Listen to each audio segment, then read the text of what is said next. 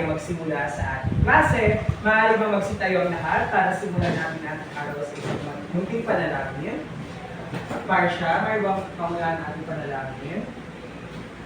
Tayo ay manalangin. Magandang hapon mga bata! Magandang hapon po, teacher! Ako nga po pala, si Gilbert D. Villarosa Jr., isa sa inyong maging guro sa araw na ito. Maaari niyo akong tawagin, Teacher Will. At ako nga pala, si Teacher Fine na kakawagin nyo lamang ako Teacher Fine. Ako rin na isa sa mga guro nyo sa araw na ito.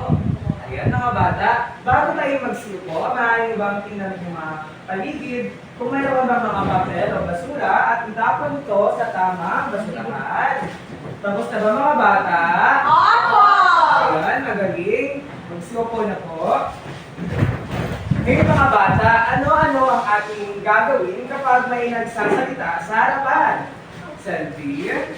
Teacher, makinig po sa guro. Bakit tayo makinig sa guro natin? Para hindi po tayo kulang pag may mga katanungan at aktibidad po. Ay, salamat, Selfie. Dapat tayo makinig sa ating guro para maintindihan natin ating leksyon ngayong araw nito. Ano, Jim? Teacher, huwag makipag-usap sa katabi. Ayan, huwag makipag-usap sa katabi para di natin madistorbo ang ating klase. Meron ka ba? Ashley? Ayan, itaas sa ating kanang kamay kung gusto nating sumagot. Meron pa ba mga bata? Maasahan ko ito sa inyo mga bata. Okay, ngayon mga bata, sino nga pala ang lumiban sa araw na ito? May lumiban ba? Wala po. Wala, ayun, magaling. Ngayon mga bata, ano yung nakikita dito? Dito, yung ganda. Teacher, ako po. Sandy? Teacher, parang madami pong lugar gaya ng farm, market, at mga camp po. Ayun, mayroon farm, parke, at ano pa? Teacher, may iba't ibang hall, like municipal hall, gano'n. Ayan, may iba't ibang hall, katulad ng provincial hall, city hall, at municipal hall. Nakapunta na ba kayo sa iba't ibang hall? Hindi Hindi, teacher, barangay hall lang po, city hall. Ayun, saan nga ang kita ating barangay hall? Teacher, sa barangay namin, sa Mampang Barangay. Sa Mampang. Ayan. Ashley, may extra kang tanong? Wala? Okay. Ngayon mga bata, ito ang inyong magiging talaan ng puntos. Ngunit bago yan ay igurupong na kayo sa apat na pangkat. Ang unang hilera ay magiging pangkat 1. Ang pangalawang hilera naman ay magiging pangkat 2. Ang pangatlong hilera naman ay magiging pangkat 3. At ang huling hilera ay magiging pangkat 4. Ayun mga bata, mayroon sa picture dito, 4 na bata. Ito ang kinatawan ng grupo 1. Ito naman ang kinatawan ng grupo 2, kinatawan ng grupo 3 at 4. Ngayon mga bata, ay magkakaroon muna tayo. Mga bata, may papakita ko sa inyong larawan. Ano ang nakikita sa larawan? Barangay hall, teacher. Ayan. Cristel, di ba? Sabi ni teacher, itaas ang kamay kung gustong sumagot. Teacher. Ayan, Cristel, maaari mo tumayo. Barangay hall, teacher. Barangay Hall. Cristel, nakakita ka na ba ng Barangay Hall? Opo, teacher, doon sa amin po.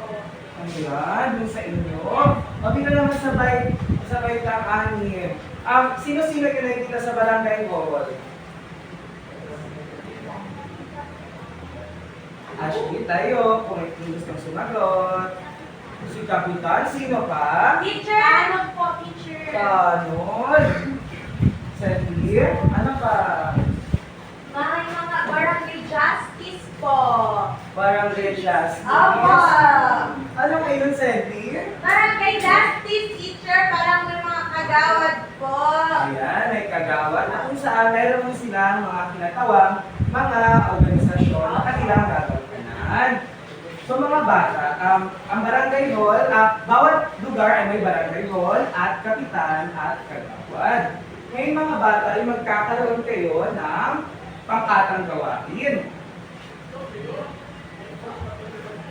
Ito ay para sa ito ay para sa unang pangkat, pangalawang pangkat, pangatlong pangkat, at sa pang-apat. Ngayon mga bata, ang bawat sobre ay naglalaman ng isang talata, ng paper at marker. Ang gawin niyo lamang ay basahin ang talata at sagutan ang mga gabay na tanong. Nagkakanawan na tayo mga bata? Opo, teacher! Ayan. Para sa baitang 5, bibigyan ko lamang kayo ng 4 na minuto. At para naman sa baitang 6, bibigyan ko lamang kayo ng 6 na minuto. Nagkakaunawan ba? Opo, teacher. Ayan, maaari na magsimula.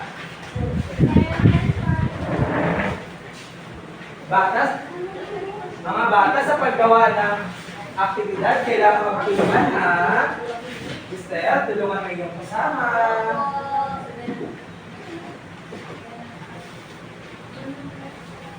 Mga bata, kung may nangis kayong tanongin lang sa teacher ha. Opo! Opo!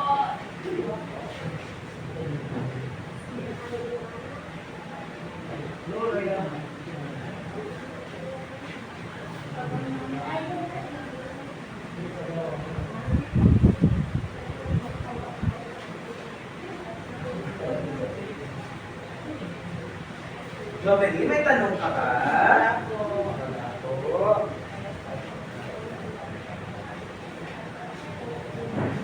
Mga bata, para sa baitang 5, mayroon na lamang kayong 2 minuto.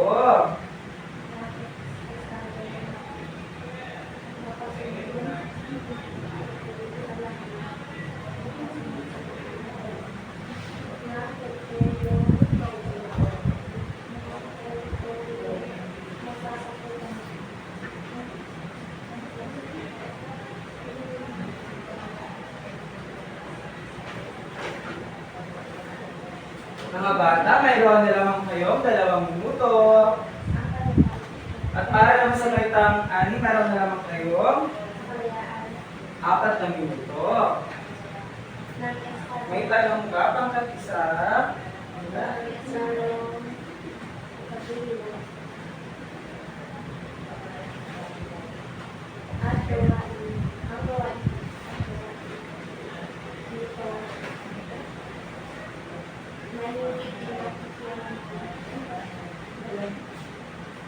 Teacher, tapos na po! Ayun, magaling pangkat 2. Maaari mo na ipasil ang inyong gawa sa Teacher, tapos na. mga pader. Ayan, instruction yung teacher dito.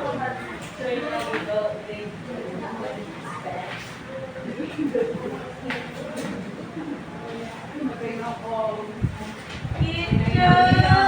Ano yan? Bakit yan, Sandy? Nanay ko, may sinabi na tungkol sa nanay ko. Sandy, ano yung sinabi kay Sandy? Bad words po, teacher. Mga bata, masama ang magbanggit o magsabi ng bad words Opo. sa iyong mga kaklase. Energy, mag-sorry ka. Okay lang. Eh, tinatanggap ba kanyang sorry? Opo, teacher. Okay, mabatik kayo. Shake Opo. hands. Ayan. Okay, paski mo rin yung gawaan ng Jim.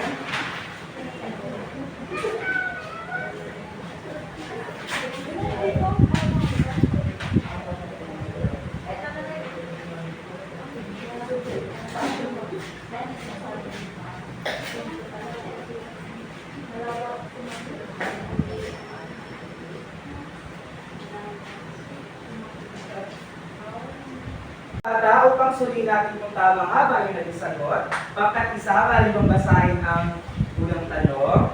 Unang tanong, ito ay pamahalaan, pinamumunuan ng kabeza de barangay, makaraniwan sa mga tinalagang kabeza at ang mga katutubong dato o kamag-anak ay sinatawag na. Ayan. Mga bata, ano yung naging sagot pangkat isa? Teacher, ang sagot namin ay pamahalaang pambarangay. Pangkat 2? Pamahalang pambarangay! Ayan, upang suriin, basahin natin ng sabay-sabay. Pamahalaang pambarangay.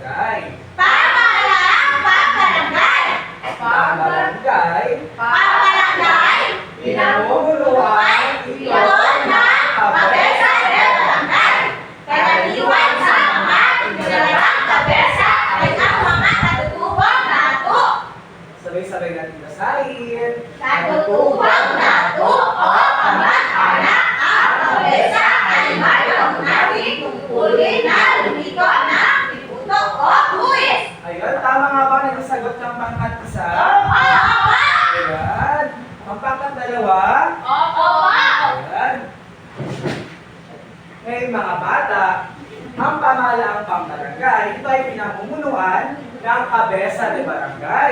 O sa panahon natin ngayon ay tinatawag na barangay. Ano yung sentir? Barangay Hall. Barangay Kapitan. Barangay Kapitan. Barangay Kapitan. Ikaw, teacher. Ayan. Anong pangkat ka, sentir? Dalawa pa. Ayan. Ngayon mga bata, karaniwan sa mga tinalagang kabesa ay mga katutubong datu o kamag-anak. Ito ay panahon ng Espanyol na kung saan ang mga kabesa nila ay itinatalaga base sa kamag-anak ng mga pamilya rin. Ayan. So ang tukoy ng mga pamahalaang pambarangay ay humikom ng tributo o buwis. Ayan mga bata. Basahin na natin ang pangalawang katanungan, pangkat-dalawa. Ano? Pangalawang katanungan siya rin, ha? Ano ang pamahalaang pinamumunuan ng Gobernador Silvio? Gobernador Silvio. Ayan, suriin natin kung tama ang inyong sagot. Ang pangkat-isa yung sagot. Teacher! Pamahalaang. Ang pambayan. Pangkat-dalawa. Pamahalaang pambayan. Ayan, bubuksan natin. Sabay-sabay natin masahin.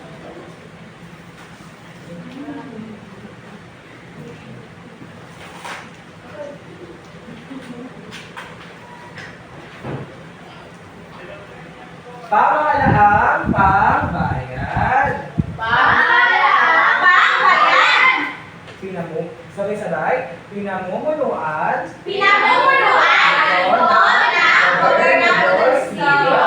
Ito ang pinakamataas na posisyon sa pamahalaan na maaaring hawakan ng isang Pilipino, maging mga mestisong Chino. Ayan, tama nga ba? May sagot ng pangkatapat? Ay, pangkat-isa? Opo, teacher. Ayan. Pangkat. Tama. Pangkat-dalawa. Opo, tama. Ayan. Ayun mga bata, sa pamahalaang pambayan, sino ang namumuno dito? Gobernador ng Silvio. Ay. Teacher, namumuno dito ay Gobernador Silvio. Gobernador Silvio. Ay, ano pangkat ka, sentir? Dalawa. Dalawa. Ngayon mga bata, ito ang Gobernador Silvio, ito ang pinakamataas na posisyon sa pamahalaan na maaaring hawakan ng isang Pilipino. Maging ang mga mestizo Chino. Ang mga bata, kung sa panahon natin ngayon, ito ay tinatawag na municipality. Mga bata, ano nga ang municipality or municipal ng Zamboanga? Alam niyo ba kung ano? Nakalimutan ko po, teacher. Siya din ang pinaglalaro ng mga tigilaw. Oy, teacher.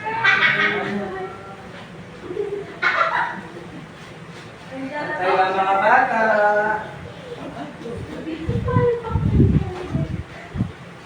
Okay na po. Ano ba nakakaalam?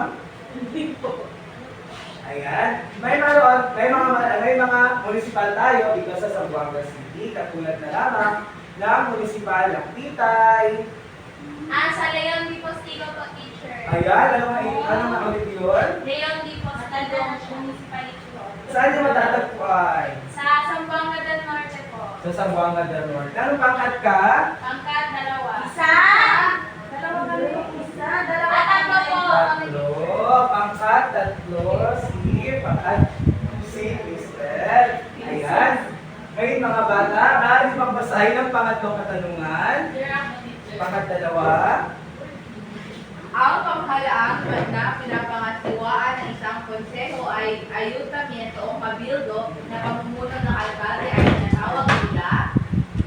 Ang sagot namin, teacher, pamahalaang panglungsod. Ayan, tama lang panglusod. Sa pangkat dalawa, ano yung sagot? Pamahalaang panglungsod. Okay, suriin nga natin kung tama yung naging sagot.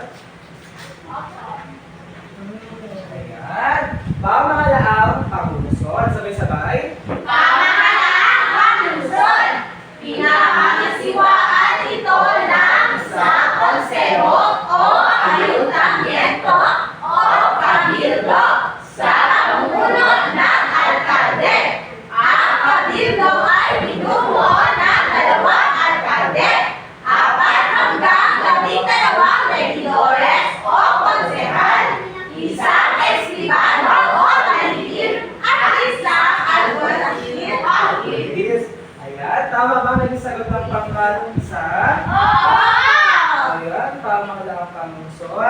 tatlong walang pamusod. Ngayon mga bata, sa panahon ng Espanyol, ito ay ang mga namumuno rito ay tinatawag na ayuntamiento o kabildo. Ang kabildo raw ay binubuo ng dalawang alkalde at hanggang ilan? 12! Hanggang ilan? Hanggang 12 regidores o konsehal. Ay, ano pangkat ka, Senti? Dalawa!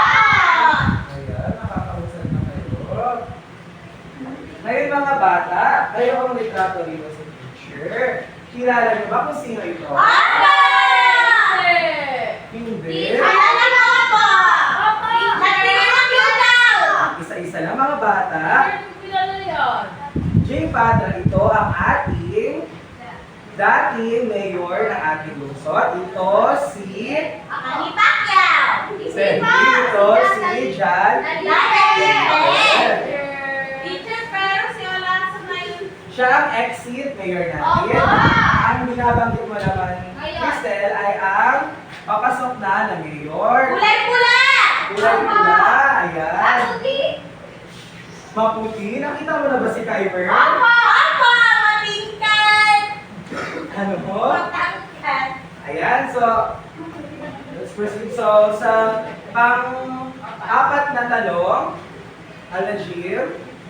Ano ang tawag sa lokal na pamahalaan na binubuo ng alkalde o mapapayapang lalawigan na pinamumunuan ng alkalde mayor?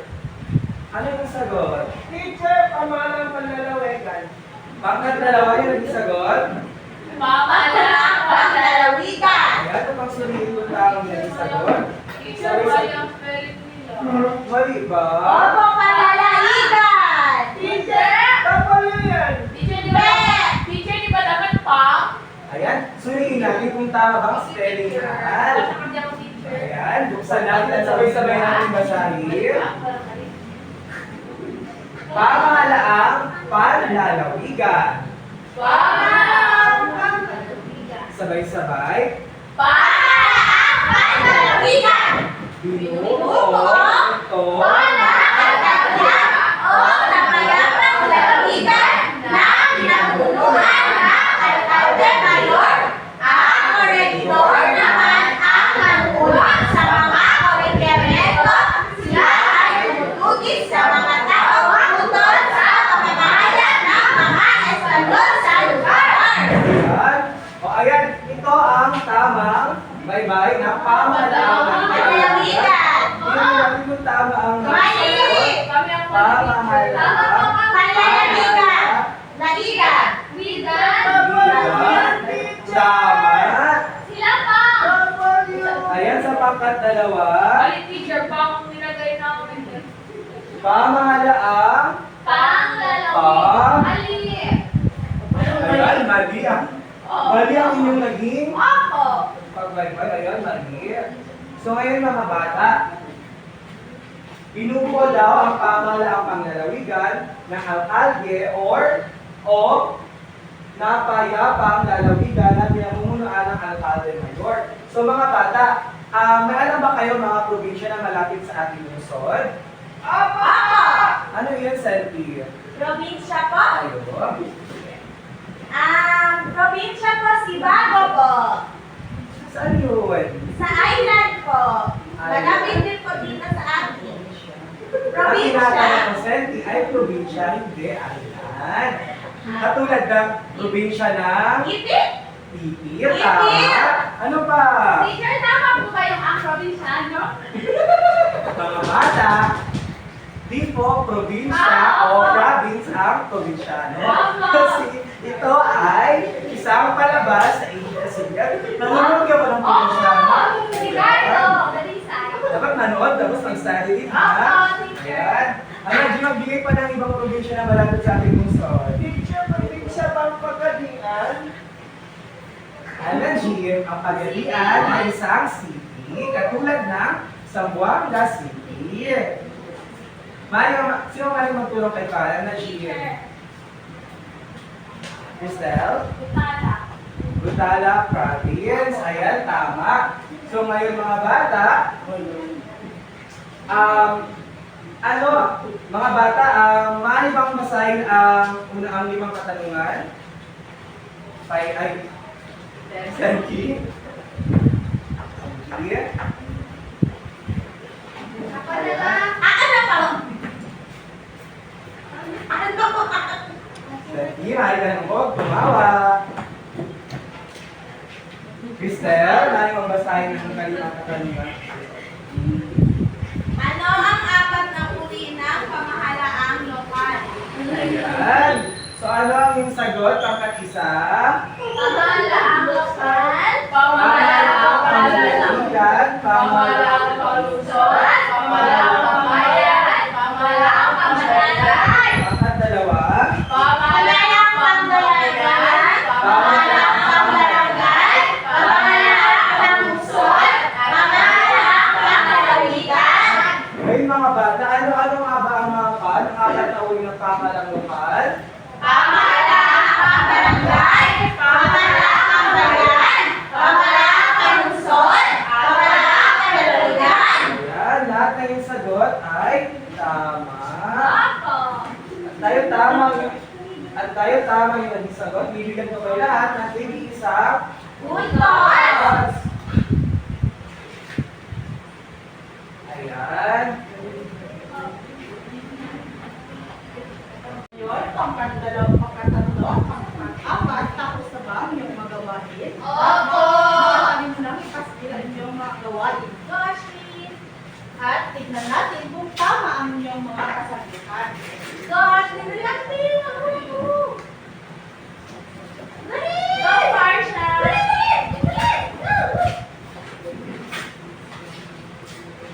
Una. Si Ashley. Ako next.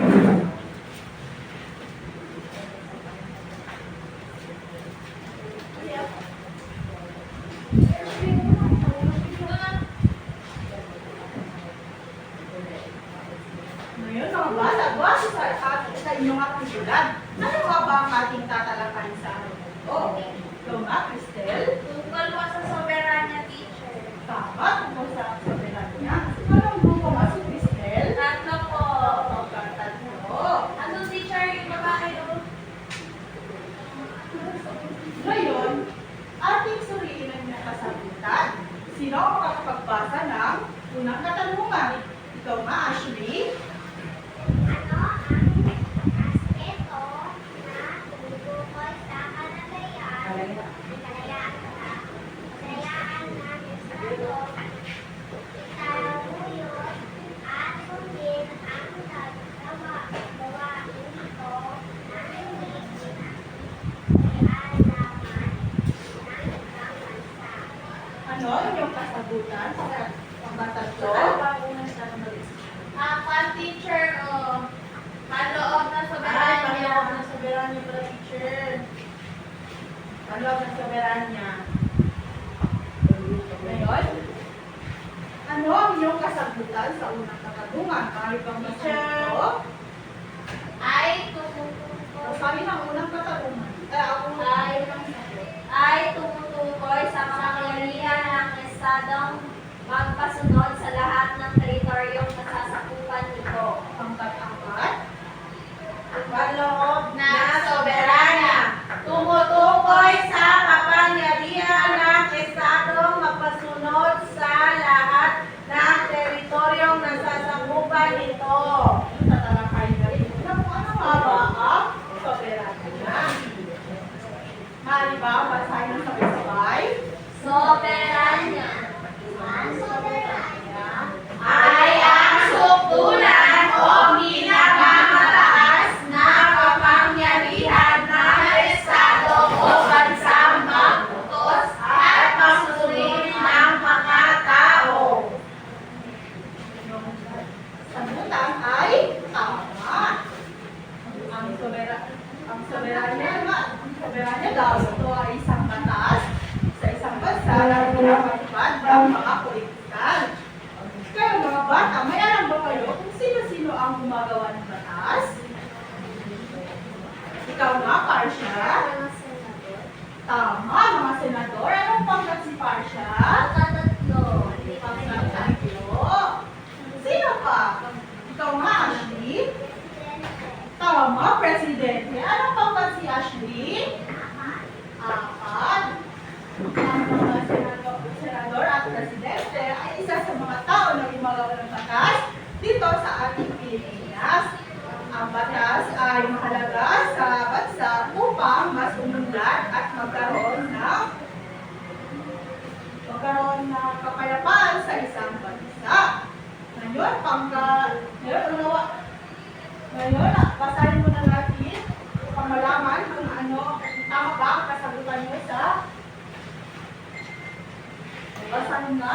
Dalawang aspeto ng soberanya. Ang panloob na soberanya ay tumutukoy sa kapangyarihan ng Estadong magkasunod sa lahat ng teritoryong nasasakupan nito. Tama ba ang kasagutan ng pangkatatlo? Opo! Apat. Opo! Tama. Ang panloob ng soberanya ay tumutukoy daw sa kapangyarihan ng Estado. Ito ay ang panloob na batas na kung saan ang isang bansa lamang ang nasasakupan ng batas na yun. Ang batas na yun ay hindi pwedeng lalabas sa isang bansa dahil ang batas ay para lamang sa isang bansa. Basahin naman natin ang panlabas ng soberanya. Ang panlabas na soberanya ay tumutukoy sa kalayaan ng Estadong itataguyod at sundin ang gawain nito na hindi pinakikialaman ng ibang bansa. Tama ba ang kasagutan ng pangkatatlo? Opo! Okay, kayo ay mabibigyan ng puntos. Dahil tama ang iyong mga kasagutan.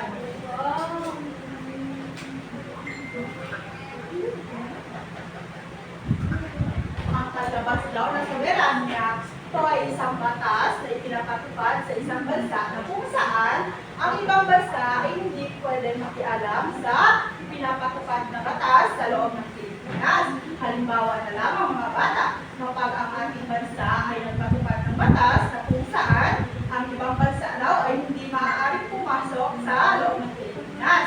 Dapat yung sundin ng ibang bansa sapagkat yun ang batas na binigay ng Pilipinas o ang Presidente man. Ngayon, maaari bang basahin ang unang katanungan ulit sa gawain B? Ikaw mga Karsha. Unang katanungan, ano ang aspeto na tumutukoy sa kalayaan ng Estadong itataguyod at sundin ang gawain ito na hindi pinakikialaman ng ibang bansa? Basahin na. Ang sagot ay panlabas na soberanya. Ito, yung sagot, Karsha. Palagian o permanente. Ano naman ang Palagian o permanente. malaman natin kung tama yung kasagutan natin basahin kung ano ang mga katangian ng soberanya. Una, Palagian o permanente. Ito ay pangmatagalan at magpapatuloy hanggang hindi mawawala ang Estado. ang palagian daw o permanente ay isang katangian ng soberanya na kung saan ito ay isang batas na pinapatupad hanggang nandyan ang isang bansa ay hindi mawawala ang batas na yan. Halimbawa na lamang, ang Presidente ng Pilipinas ay nagpatupad ng isang batas. Ngunit sa kasawiang palad, ang Presidente ay pumanaw. Ngunit hindi mawawala ang batas na kanyang pinapatupad sapagkat nandoon pa din ang bansang Pilipinas. Ang inyong kasagutan ay tama. Sa pangalawang katanungan, sino ang mga kakabasa? Ito nga, Cristel. Ano ang katangian ng napangmatagalan at nagpapatuloy hanggang hindi mawala ang Estado? Ano ang iyong kasagutan? Palagian o permanente, teacher? Ito ang iyong kasagutan, Cristel, na kaiba ng paglagay ng numero. Malawak, sumaglang, teacher. Tama. Tama ang iyong kasagutan. Ngayon, basahin natin ang kung ano ang ibig sabihin ng malawak. Malawak, sumasaklaw ito sa lahat ng mga tao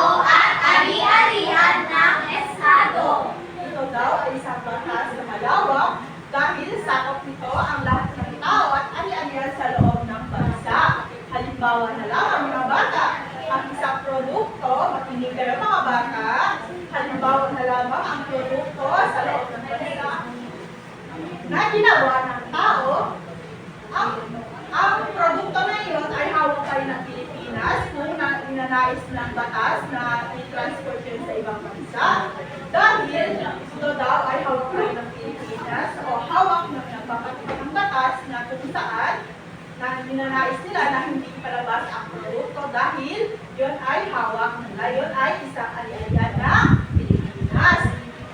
Sino ang makakapagbasa ng mga apat na katanungan? Partial teacher. Partial, tama.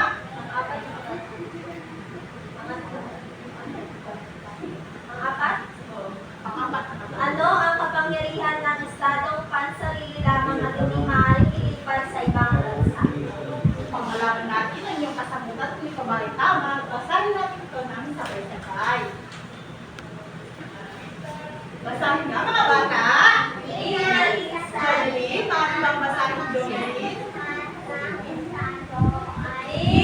Inaisasalin ang kapangyarihan ng Estado ay pansarili lamang at hindi maaaring ilipat sa ibang bansa. Ang hindi na isasalin daw, ito ay batas na kung saan ay hindi natin na isasalin sa ibang bansa. Halimbawa, ang batas ng Pilipinas ay hindi pwede isalin sa ibang bansa. Dahil ito lamang itong batas na ito ay pinapatupad lamang sa loob ng bansa Pilipinas at hindi pwedeng ilipat o gayahin sa ibang bansa.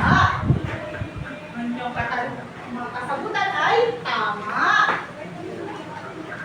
Ngayon, sila ang makakapagbasa ng huling katanungan. Ikaw nga, Jomelyn, huling katanungan sa gawain B.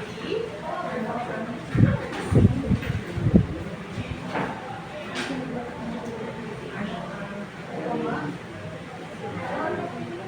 Ano ang kapangyarihan? Kapangyarihan.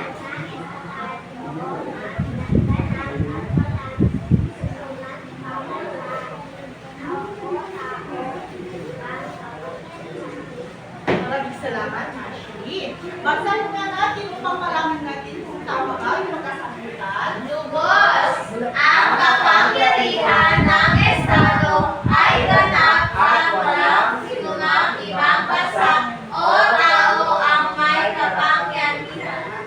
Ito ay isang Ashley, anong problema?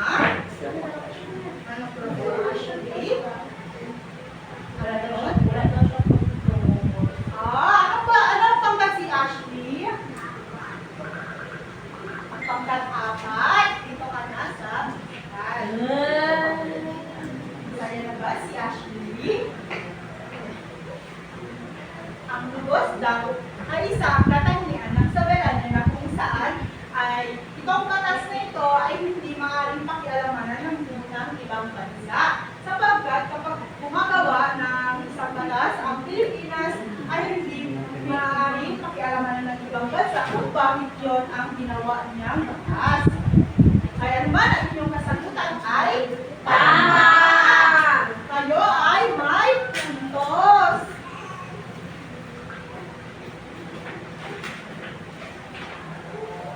Ngayon mga bata, ano maulit ang soberanya? Ay ang sungkulan o Mari ka bang tumayo, Cristel? Ang soberanya po, teacher, ito yung sungkulan o pinakamataas na kapangyarihan ng Estado. Maraming salamat. Ano nga ang dalawang aspeto ng soberanya? Ang panloob, Mari ka bang tumayo, Jomelyn? panloob na soberanya at panlabas na soberanya. Salamat. Ano-ano nga ba ang mga katangian o apat na katangian ng soberanya? Ikaw nga, Parsha? Sure, ito ay palagian, permanente, malawak, sumaklaw, hindi na isalin, at utos. Maraming salamat. Ngayon mga bata, ay magkakaroon din tayo ng panibagong aral. Para sa Kaitang 5,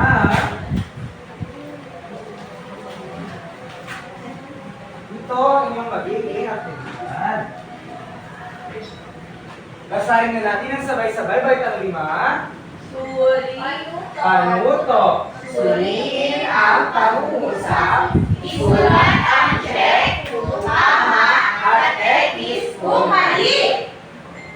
Ayan, isulat ito sa malinis na papel. Apo! Saan na kayo magsimula? Tapos na po! Tapos na po. Ayan. Ngayon, pangkat 6 ay may gagawin tayong aktibidad na kung saan ito ay mga bata.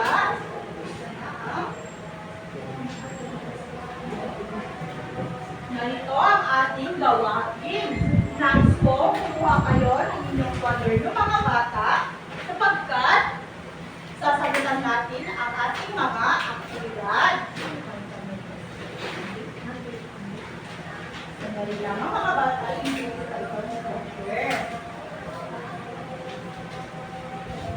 Maaari ba? Basahin natin kabaitang 6. Suriin ang pangungusap, isulat ang tama kung sa tingin nyo tama at mali kung sa tingin nyo ay mali. Mali na kayo. Tapos na po, teacher. Ayan mga bata, ngayon nagkakaroon tayo ng kunting pagsusulit. Tingnan natin kung naunawaan nyo talaga ang ating leksyon ngayong araw na ito. Maaari pa kayong kumuha ng malinis na papel at answeran ito. Ngunit bago yan, basahin natin ang sabay-sabay ang panuto. Panuto. Panuto. Isulat ang PCBR kung ito ay tumutukoy sa pamahalaan ng barangay. Isulat ang PPBY kung ito ay tumutukoy sa pamahalaang pambayan. Isulat ang PPLB kung ito ay tumutukoy sa pamahalaang panglusod. At isulat naman ang PPLN kung ito ay tumutukoy sa pamahalaang panglalawigan. Isulat lamang ang sagot sa patlang bago ang numero. Ayan, magsisimula na. Marami na magsisimula. Tapos na po, teacher. Tapos na. Marami bang ipasa yung papel sa harapan? Ayan. Ngayon mga bata, mayroon ang mga bata para sa Ngayon, mga bata, para sa balitang 6, mayroon handang pagsusulit si teacher. Ito ay ang individual. Halos ko, kunin niyo ang inyong mga kwaderno at isulat ang ating aktibidad. Ngunit bago lahat, basahin muna natin ang patuto. Panuto, basahin ang mabuti at piliin ang titik ng tamang sagot. Bali na kayo, mag-umpisa mga bata. Tapos na po. Panin yung mga papel. Maraming salamat. ngayon mga bata, para sa balitang 5 ay magkakaroon kayo ng munting isang takdang aralin. Ayan. Maaari yung uwi ng inyong kwaderno sa takdang aralin. At bago yan, basahin muna natin ang panuto. Panuto. Sumulat ang isang salaysay sa isang buong papel na may 20 na salita. 200 na salita. 200 na. Ayan. Tapos na ba mga bata? Tapos na po. Ayan. Ngayon mga bata, Ngayon, mga bata, ngayon mga bata ay bago natin tapusin ang ating aralin sa araw na ito, ay may handang takdang aralin sa teacher na nais kong ipasa nyo sa susunod natin pagkikita. Isulat ito sa papel at ipasa sa susunod pagkikita. Ngunit basahin muna natin ang panuto. Panuto, magsaliksik tungkol sa iba't uri ng soberanya at ipaliwanag ito. Gawin ito sa isang longgang paper. ayan mga bata, bilangin natin kung sinong grupo ang nakakuha ng maraming puntos sa araw nito. Magsisimula tayo sa pang-isa. Isa, dalawa, tatlo, apat, lima, anim. pangkat, dalawa. Isa, dalawa, tatlo, apat, lima, anim. Para naman sa pangkat, tatlo. Isa, dalawa, tatlo, apat, lima, anim, pito, walo. Ayan, walo. Para sa pangkat, apat. Isa, dalawa, tatlo, apat, lima, anim, pito, walo, siyam. Siyam. Ayan, ang nag-gogi sa araw na ito ay ang pangkat, apat. At bigyan natin ng limang palakpak ang pangkat, apat. 1, 2, 3, 4, 5. Ayan, magsitayo ang lahat. Paalam na mga bata.